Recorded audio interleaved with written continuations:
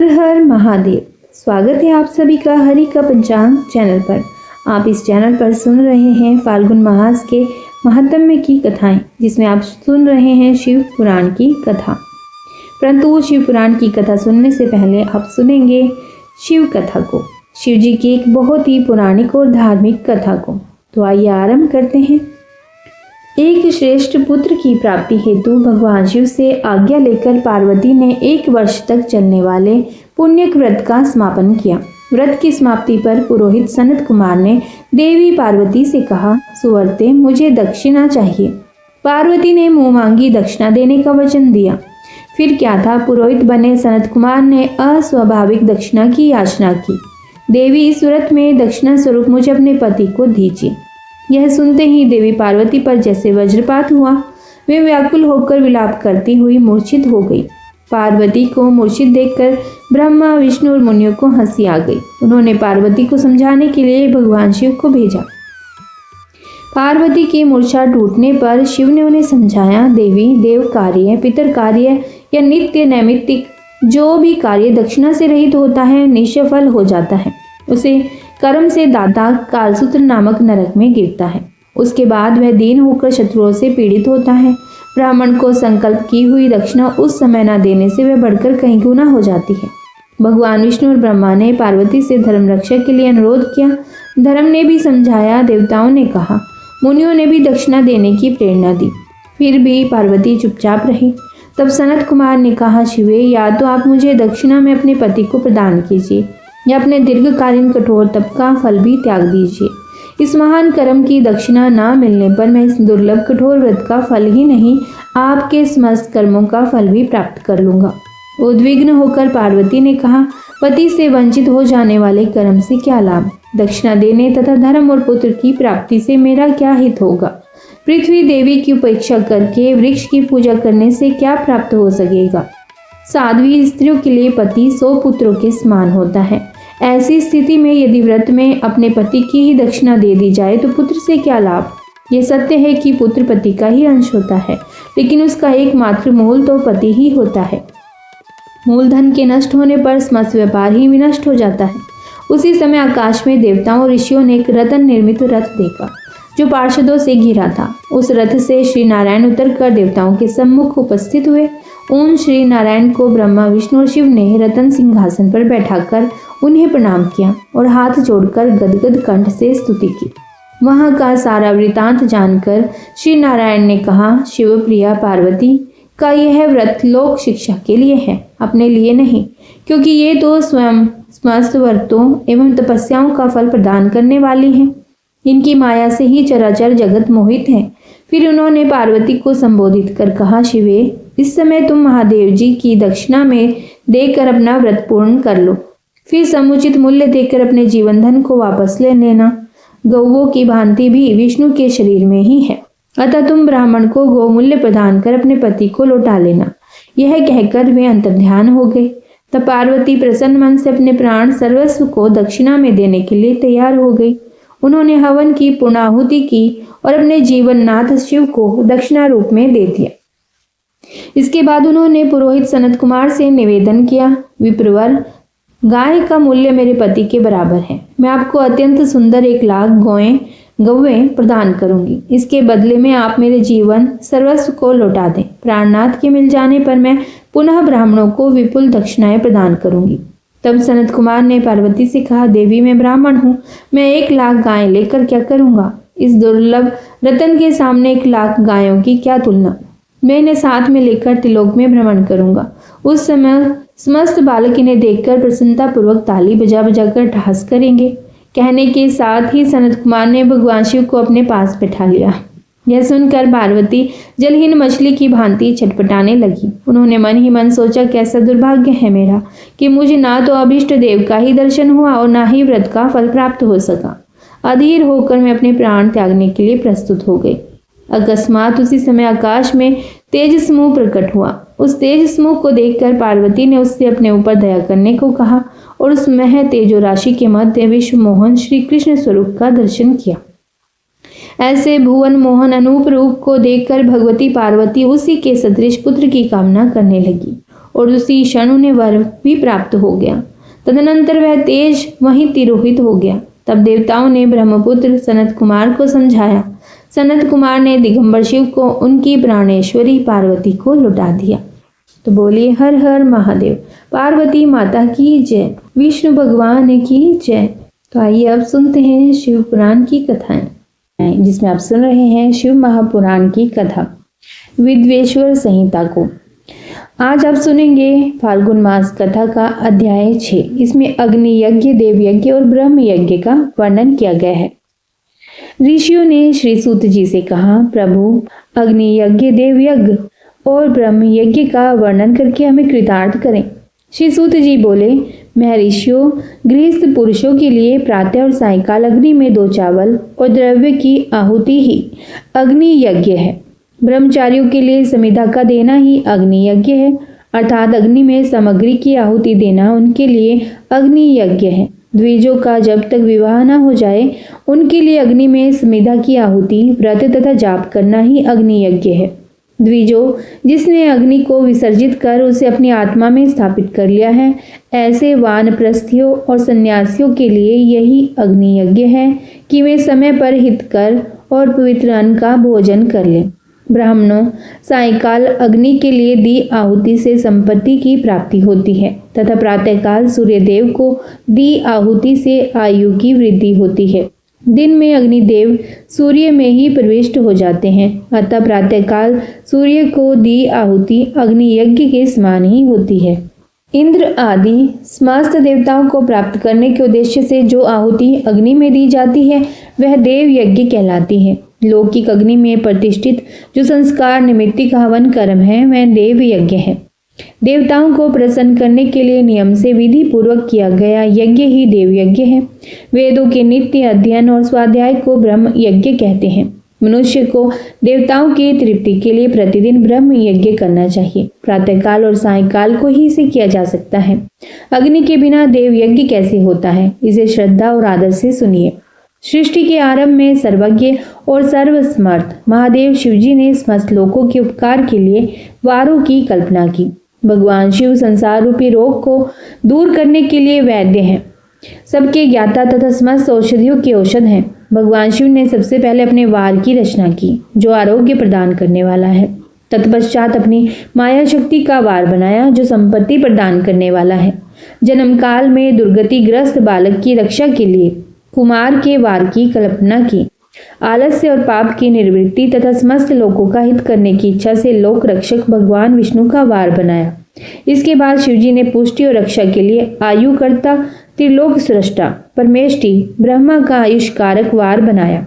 तीनों लोकों की वृद्धि के लिए पहले पुण्य पाप की रचना होने पर लोगों को शुभ अशुभ फल देने वाले इंद्र और यम के वारों का निर्माण किया। ये वार भोग देने वाले तथा मृत्यु भय को दूर करने वाले हैं। इसके उपरांत भगवान शिव ने 7 ग्रहों को इन वारों का स्वामी निश्चित किया। ये सभी ग्रह नक्षत्र ज्योतिर्मय मंडल में प्रतिष्ठित हैं। शिव के वार के स्वामी सूर्य हैं। शक्ति संबंधी वार के स्वामी सोम, कुमार संबंधी वार के अधिपति मंगल, विष्णुवार के स्वामी बुध, ब्रह्मा जी के वार के स्वामी बृहस्पति, इंद्रवार के स्वामी शुक्र और यमवार के स्वामी शनि है। अपने अपने वार में की गई देवताओं की पूजा उनके फलों को देने वाली है। सूर्य आरोग्य और चंद्रमा संपत्ति के दाता हैं। बुध व्याधियों के निवारक तथा बुद्धि प्रदाता हैं। बृहस्पति आयु की वृद्धि करते हैं। शुक्र भोग देते हैं और शनि मृत्यु का निवारण करते हैं। इन 7 वारों के फल उनके देवताओं के पूजन से प्राप्त होते हैं। अन्य देवताओं की पूजा का फल भी भगवान शिव ही देते हैं। देवताओं की प्रसन्नता के लिए पूजा की 5 पद्धतियां हैं। पहले उन देवताओं के मंत्रों का जाप, दूसरा होम, तीसरा दान, चौथा तप तथा 5वां वेदी पर प्रतिमा में अग्नि अथवा ब्राह्मण के शरीर में विशिष्ट देव की भावना करके 16 उपचारों से पूजा तथा आराधना करना। दोनों नेत्रों तथा मस्तक के रोग में और कुष्ठ रोग की शांति के लिए भगवान सूर्य की पूजा करके ब्राह्मणों को भोजन कराएं। इससे यदि प्रबल प्रारब्ध का निर्माण हो जाए तो जरा एवं रोगों का नाश हो जाता है। इष्ट देव के नाम मंत्रों का जाप वार के अनुसार फल देते हैं। रविवार को सूर्य देव व अन्य देवताओं के लिए तथा अन्य ब्राह्मणों के लिए विशिष्ट वस्तु अर्पित करें। यह साधन विशिष्ट फल देने वाला होता है तथा इसके द्वारा पापों की शांति होती है। सोमवार को संपत्ति व लक्ष्मी की प्राप्ति के लिए लक्ष्मी की पूजा करें तथा पत्नी के साथ ब्राह्मणों को घी में पका अन्न भोजन कराएं। और मंगलवार को रोगों की शांति के लिए काली की पूजा करें। उड़द, मूंग एवं अरहर की दाल से युक्त अन्न का भोजन ब्राह्मणों को कराएं। बुधवार को दही युक्त अन्न से भगवान विष्णु का पूजन करें। ऐसा करने से पुत्र मित्र की प्राप्ति होती है। जो दीर्घायु होने की इच्छा रखते हैं वे बृहस्पतिवार को देवताओं का वस्त्र, यज्ञ पवित्र तथा घी मिश्रित खीर से पूजन करें। भोगों की प्राप्ति के लिए शुक्रवार को एकाग्रचित होकर देवताओं का पूजन करें और ब्राह्मणों की तृप्ति के लिए षड्स युक्त अन्न दें। स्त्रियों की प्रसन्नता के लिए सुंदर वस्त्र का विधान करें। सुंदर वस्त्र का विधान करें। शनिवार अब मृत्यु का निवारण करने वाला है। इस दिन रुद्र की पूजा करें। तिल के होम और दान से देवताओं को संतुष्ट करके ब्राह्मणों को तिल मिश्रित भोजन कराएं। इस तरह से देवताओं की पूजा करने से आरोग्य एवं उत्तम फल की प्राप्ति होती है। देवताओं के नित्य विशेष पूजन, स्नान, दान, जाप, होम तथा ब्राह्मण तर्पण एवं रवि आदि वारों में विशेष तिथि और नक्षत्रों का योग प्राप्त होने पर विभिन्न देवताओं के पूजन में जगदीश्वर भगवान शिव ही उन देवताओं के रूप में पूजित होकर सब लोगों को आरोग्य फल प्रदान करते हैं। देश, काल, पात्र, द्रव्य, श्रद्धा एवं लोक के अनुसार उनका ध्यान रखते हुए महादेव जी आराधना करने वालों को आरोग्य फल देते हैं। मंगल कार्य आरंभ में और अशुभ कार्यों के अंत में तथा जन्म नक्षत्रों के आने पर गृहस्थ पुरुष अपने घर में आरोग्य की समृद्धि के लिए सूर्य ग्रह का पूजन करें। इससे सिद्ध होता है कि देवताओं का पूजन संपूर्ण अभीष्ट वस्तुओं को देने वाला है। पूजन वैदिक मंत्रों के अनुसार ही होना चाहिए। शुभ फल की इच्छा रखने वाले मनुष्य को 7 दिन अपनी शक्ति के अनुसार देव पूजन करना चाहिए। निर्धन मनुष्य तपस्या, व्रत आदि से तथा धन के द्वारा देवी देवताओं की आराधना करे। जो मनुष्य श्रद्धा पूर्वक इस तरह के धर्म का अनुष्ठान करता है वह पुण्य लोक में अनेक प्रकार के फल भोग कर पुनः इस पृथ्वी पर जन्म ग्रहण करता है। धनवान पुरुष सदा भोग सिद्धि के लिए मार्ग में वृक्ष लगाकर लोगों के लिए छाया की व्यवस्था करते हैं और उनके लिए कुएं, बावली बनवाकर पानी की व्यवस्था करते हैं। वेद शास्त्रों की प्रतिष्ठा के लिए पाठशाला का निर्माण या अन्य किसी भी प्रकार से धर्म का संग्रह करते हैं और स्वर्गलोक को प्राप्त होते हैं। समय अनुसार पुण्य कर्मों के परिपाक से अंतःकरण शुद्ध होने पर ज्ञान की सिद्धि होती है। द्विजो, इस अध्याय को जो सुनता पढ़ता अथवा सुनने की व्यवस्था करता है उसे देव यज्ञ का फल प्राप्त होता है। आगे ऋषियों ने श्री सूत जी से पूछा, समस्त पदार्थों के ज्ञाताओं में श्रेष्ठ सूत जी हमसे देश काल और दान का वर्णन करें। श्री सूत जी बोले, अपने घर में किया देव यज्ञ शुद्ध ग्रह के फल को देने वाला है। गौशाला का स्थान घर में किए गए देव यज्ञ से 10 गुना, जबकि जलाशय का तट गौशाला से 10 गुना है।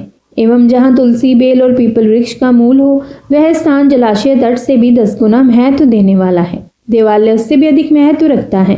देवालय से 10 गुना महत्व रखता है तीर्थ भूमि का तट, उससे भी श्रेष्ठ है नदी का किनारा तथा उसका 10 गुना उत्कृष्ट है तीर्थ नदी का तट। इससे भी अधिक महत्व रखने वाला है सप्त गंगा का तट, जिसमें गंगा, गोदावरी, कावेरी, ताम्रपर्णी, सिंधु, सरयू और रेवा नदियां आती हैं। इससे भी 10 गुना अधिक फल समुद्र का तट और उससे भी 10 गुना अधिक फल पर्वत चोटी पर पूजा करने से होता है।